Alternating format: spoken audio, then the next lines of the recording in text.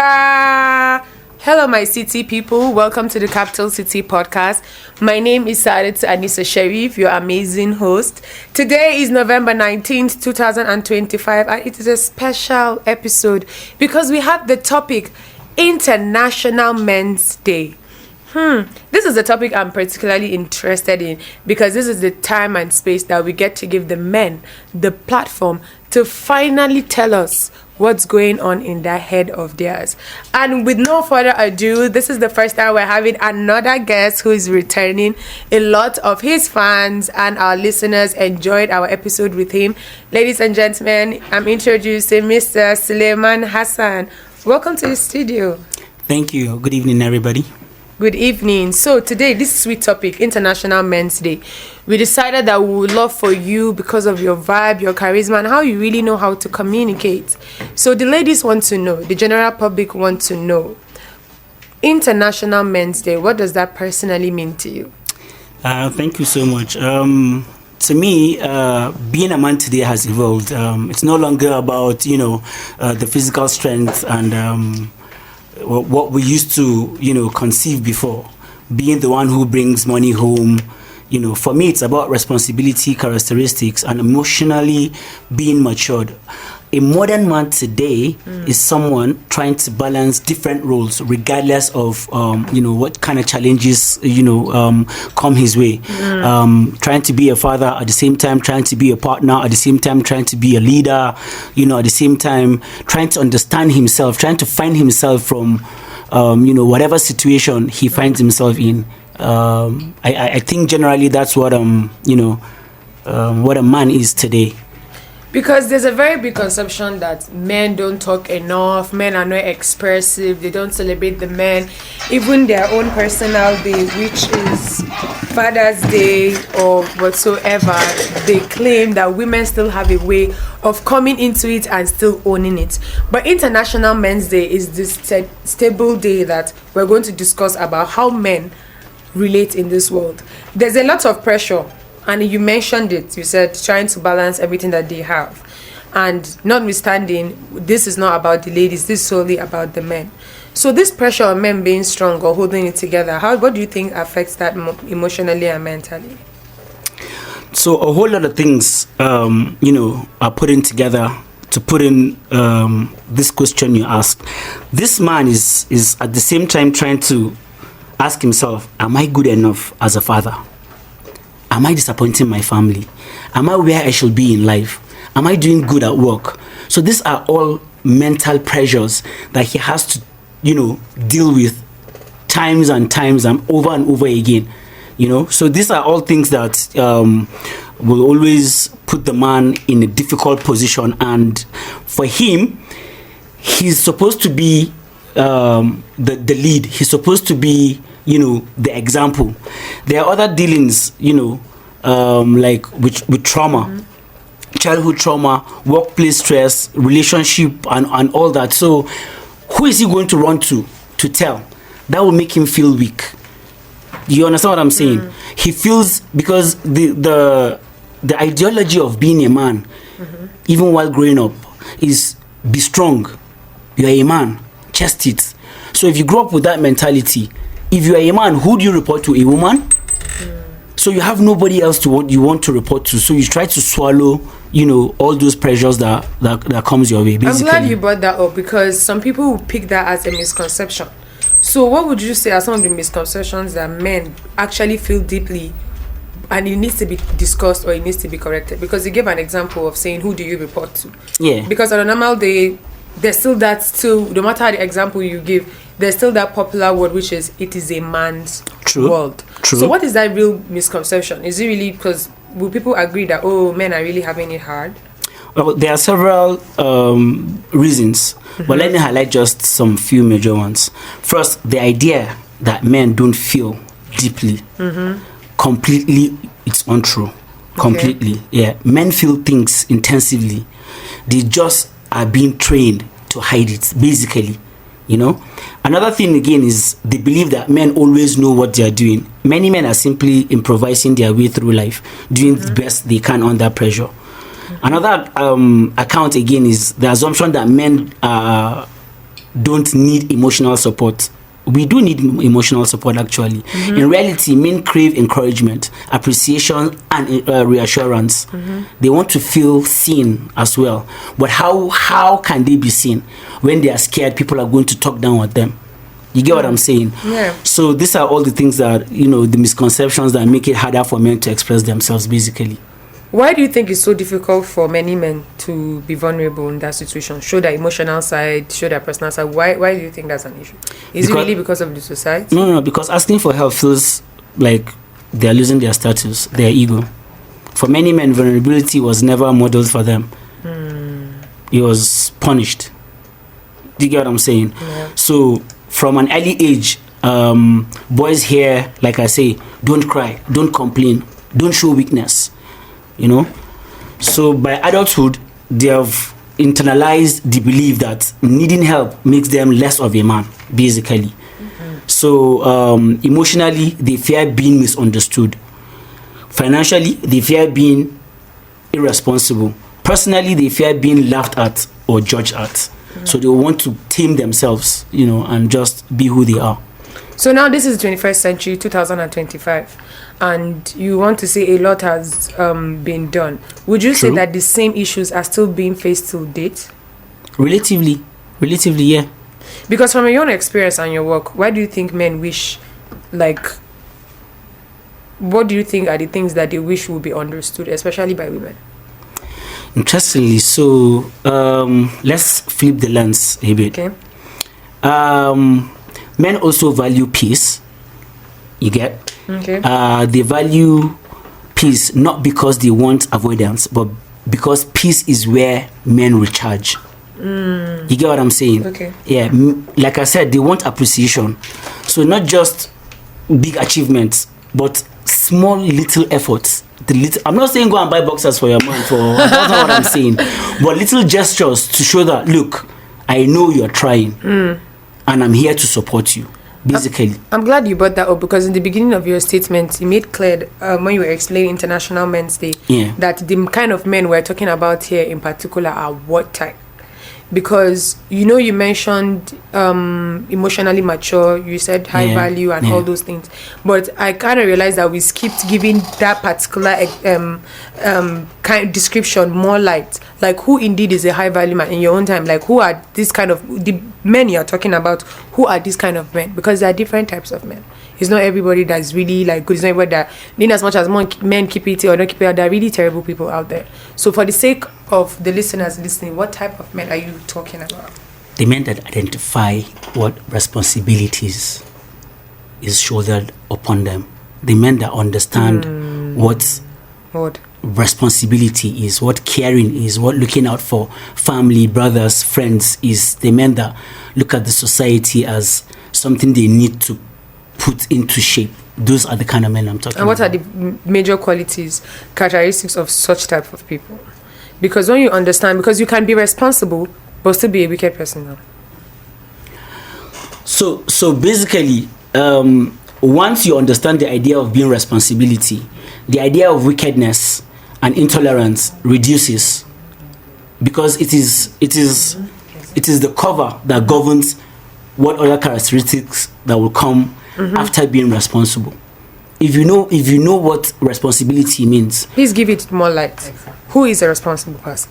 A responsible man. A responsible person, like I said, is that man who knows his left from his right, who knows how to take care of himself, his family, his colleagues at work, his friends, and even strangers. That is a responsible man. You don't have to know somebody to help the person. And I do agree with this, because any man that is responsible has already benefited from the word a man. Absolutely. Right? As long as, and what are those qualities of responsibility? Knowing how to provide, knowing how to protect, knowing how to defend. Like, all those kind of things are very, very important, especially because there are different religions and different cultures and tribes that actually still have their own blueprints of how they want their men to be.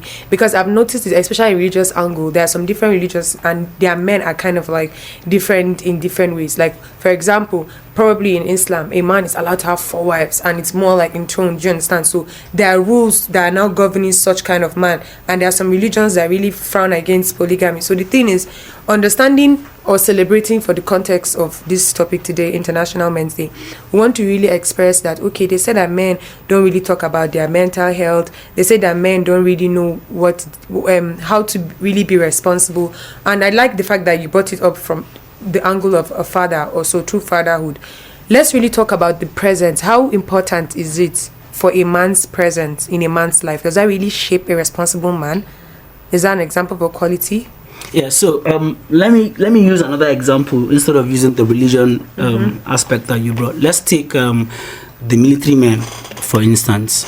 An average military man today is his brother's keeper. His brother comes first, even before his family. When I say his brother, I mean his colleague at work. Yeah. Now, they don't segregate. You hardly see a military man saying, oh, I'm a Christian and he's a Muslim, so because of that, no, I will not protect him. Now, if you have that ideology in the back of our heads, then religion comes afterwards, because there are a lot of things you have to consider. Oh, my religion permits this, my religion does not permit this, his religion permits this, his religion does not permit this. But if you look at, if you drop religion aside and pick humanity first before religion, you'll see that even what the religion is saying is embedded in humanity. Because no religion will tell you stab your brother at the back. They will rather promote, support your brother in any way you can, be your brother's keeper and the likes of that. So the military men have that mentality already in them, that look, there is no religion in this. We are here to safeguard and protect ourselves. So they all look at themselves as one. Yoruba, Ishekiri, Irobo, Hausa, Fulani. They don't look at that first. They look at the fact that we are men. And even the women in military. So when they use the word men or I am a man, doesn't mean they are saying the woman is a man, but it's a word to define the uniformity of being. All of us being one, all of us being equal. So you don't look at one and say, oh no, he's Shekiri. Let me go and help my Shekiri brother first before I help the Igbo man. No. When you look at that in that light, then you're beginning to understand what being a man in the modern age is. And unfortunately, that's what we've lost track of, which we need to bring back. Being your brother's keeper. Exactly. Be your brother's keeper. That's the first mind. Once you have the mindset of being your brother's keeper, once you have the mindset, it leads you towards responsibility. Here you go.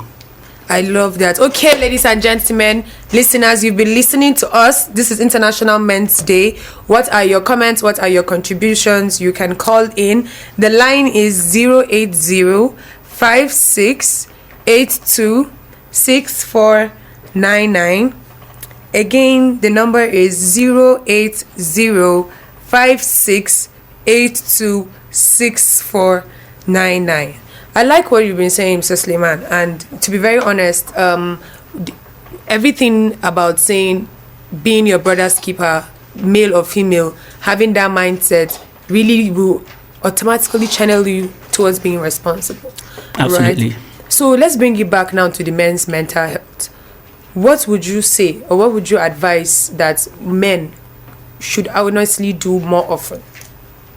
Say again, what should I advise? What advice, or what do you say, suggestion do you have that you say men should speak on more often or do more often based on how life has been progressing now, not trying to still go with the problems that they had in the past? They should try to be outspoken. They should try to say their mind. They should try to unwind. They should try to say whatever little problem they have, because the little problems turn to bigger problems. But if you're able to avoid the little problems when they come at the early stage, then you're beginning to avert the bigger problems. So I have a problem, I should have a trusted body I can run to and say, yo bro, this is what's going on with me. And he's my confidant, so I know he's going to tap me at the back and say, it's going to be all right. So if we are able to voice out our problems, it doesn't have to be your friend. It could be your wife. It could be your sibling. It could be your mother. Just try to find somebody that you can confront and tell your problems instead of, hoarding it and thinking nobody's going to solve your problem because you're the man. And do you think if any man that decides to do that, that decision will make him less of a man? No. Absolutely, it won't. Because exactly this is Absolutely, the mindset of how men should always keep their emotions or keep their thoughts to themselves. Again, ladies and gentlemen, it is 080-5682-6499. I've been seeing someone trying to call in, but they keep on rejecting. So it's 080-5682-6499. Okay, Mr. Suleiman, International Men's Day also emphasizes men's well-being. What practical steps now, let's take it to class, can men take to improve their mental, emotional, and physical health? What practical what? Say again? What practical steps can men take to improve their mental, emotional, and physical health? Because you started talking about it already. You first mentioned that they should be able to find somebody that they can confide in, which already starts leading towards the emotional side. So what more practical steps do you have? Identifying who they can actually trust to have those kind of conversations with. Okay. Identifying themselves, finding who they are. A lot of men don't know who they are. A lot of men just follow the bandwagon. A lot of men just follow the peer pressure or peer group. Or my friend has an E-class. We grew up together, and I should be driving an E-class by now. Why am I not driving an E-class? Forget all those mentality. Find yourself. What's good for the goose, they say, is good for the gander, right?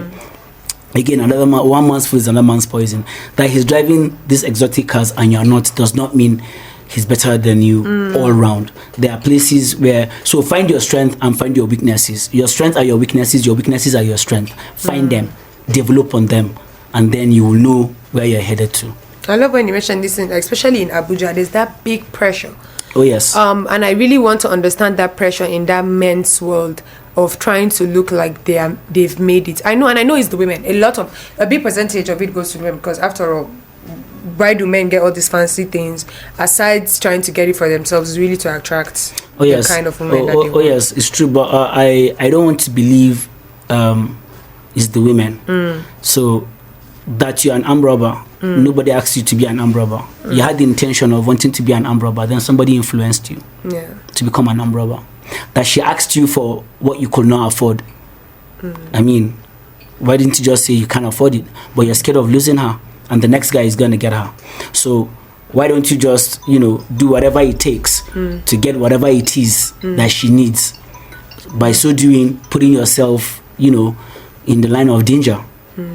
So I mean, it's everything is about self-awareness. Like I said earlier, and I will say it again, it's about self-awareness. This self-awareness, this find yourself. There are some people that are listening. There's a young person listening now that, what is this find yourself? Am I not here? Can't I see my face? What do you mean by find yourself? Because I do understand it, but we're talking about practical steps. How can a man or a young boy now start finding himself? Reflect. Go back to the drawing board. Sit down and ask yourself, where am I coming from? What's my background? Where am I headed to? What do I want to do in the nearest future, in the next 2, 3, 5 years?